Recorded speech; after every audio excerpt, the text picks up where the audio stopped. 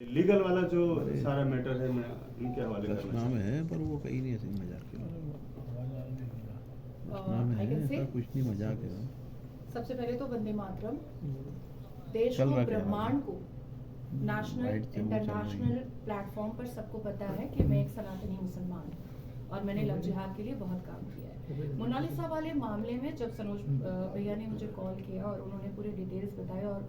क्योंकि इस मामले को मैं बहुत नज़दीक से देख भी रही थी, तो मुझे एक चीज़ सामने आई है कि यहाँ पर हिंदू मैरिज एक्ट 1955 का वॉयलेशन हुआ है और बहुत ही खुले तौर पर हुआ है, क्योंकि लड़का मुसलमान है, लड़की हिंदू है, ट्राइबल है, तो हिंदू मैरिज एक्ट में ये शादी नहीं हो सकती है। लड़का अगर पहले हिंदू हो चुका है तो उसका प्रमाण फरमान को देना पड़ेगा। अब वो प्रमाण अगर वो केरला के में जो कांग्रेस और सीपीएम की जो वो जुक्त वाली जो सरकार है, अगर वो इंस्टेंट बना देती है, तो इससे पहले का प्रेस कॉन्फ्रेंस फरमान जो मोनालिसा के साथ कर रहा था, उस प्रेस कॉन्फ्रेंस में फरमान ने साफ लफ्जों में कहा था कि वो मुसलमान है और मोनालिसा हिंदू है। फरमान मुसलमान ही रहेगा, मोनालिसा हिंदू ही रहेगी। तो अगर फरमान मुसलमान ही रहेगा तो फिर हिंदू प्रथा का अपमान किया गया है, हिंदू विवाह रीति रिवाज का अपमान किया गया है, सिंदूर का अपमान हुआ है, मंगलसूत्र का अपमान हुआ है, मंदिर का अपमान हुआ है, मंदिर परिसर का अपमान हुआ है, उस मंदिर में जो देव और देवी देवता की प्रतिमा है उसका अपमान हुआ है अगर वो मुसलमान ही रहेगा। दूसरी बात आती है कि अगर स्पेशल मैरिज एक्ट का कोई दूसरा रजिस्ट्रेशन वो लोग लेकर के आ जाते हैं, मैरिज रजिस्ट्रेशन, तो बात यहाँ पर आती है कि अगर स्पेशल मैरिज एक्ट 1954 के तहत ये शादी हो अचानक से आ जाती है, क्योंकि केरला की सरकार है तो कुछ भी हो सकता है, तो उसमें हिंदू प्रथा को कैसे किया गया? क्योंकि स्पेशल मैरिज एक्ट 1954 ये कहता है कास्ट और रिलीजन को साइड में रख करके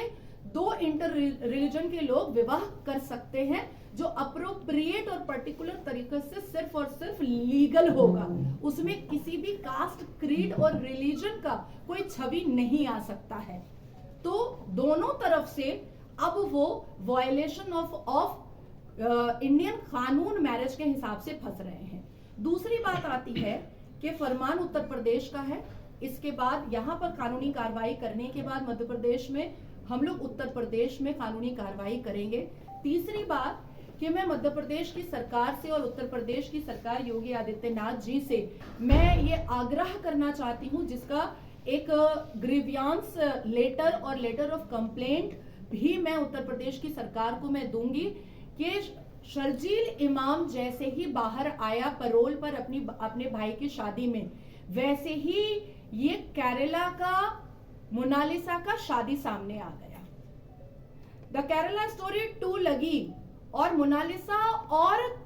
फरमान के हाथों में शादी के वक्त में द ट्रू केरला स्टोरी का ये बोर्ड क्यों था, ये फ्रेम क्यों था, ये बहुत बड़ा सवाल है। शादी मैं कर सकती हूँ, शादी कोई भी अनमैरिड लोग कर सकते हैं, शादी अगर किसी का पति मर गया वो दूसरी शादी कर सकता है, लेकिन जानबूझ करके एक बोर्ड हाथ में लेना कि द ट्रू केरला स्टोरी, इसका मतलब है कि कोई जिहादी मानसिकता पीछे काम कर रही है। दूसरा, शर्जील इमाम का पैरोल पर बाहर आना अपने भाई की शादी के लिए, और यहाँ पर इतना बड़ा कांड, इतना बड़ा जिहादी हरकत एक हिंदू बेटी के साथ लव जिहाद का होना। तीसरी बात कि एनआरसी और सीएए के प्रोटेस्ट के वक्त में फरमान कितना करीबी था शर्जील इमाम के, ये पता लगाना अब सुरक्षा एजेंसी का काम हो चुका है, क्योंकि एनआरसी और सीए के प्रोटेस्ट में काफी करीबी प्रोटेस्ट और ढपली गैंग में फरमान को देखा और पाया गया है, तो वो वीडियो निकालना बहुत जरूरी है।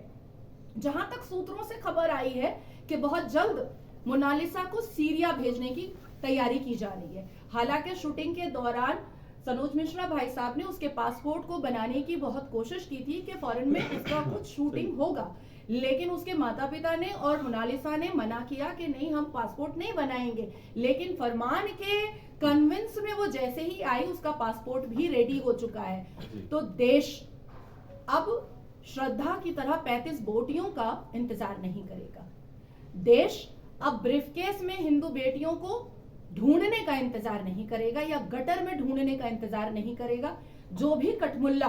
और जो भी उम्मा या जो भी पाकिस्तानी और जिहादी मानसिकता हमारी हिंदू बेटियों को बहला फुसला करके उससे शादी का ढोंग रचेगा और हिंदू प्रथा को असम्मानित करेगा, हम वहां से हलक से खींच करके अपनी बेटी को लेकर के आएंगे। अब ये नया देश है, ये मोदी का देश है। तो यही में हम लोगों का कहना है, आज से कानूनी कार्रवाई स्टार्ट हो रही है और मध्य प्रदेश से लेकर के उत्तर प्रदेश तक होगी। और आप मीडिया चैनल के माध्यम से मैं देश की राष्ट्रपति से रिक्वेस्ट करती हूं और हाथ जोड़ करके आग्रह करती हूं कि वो भी ट्राइबल है और वो भी महिला है और हमारे देश की सरकार और देश की राष्ट्रपति को ये बात पता है कि किस तरीके से झारखंड में,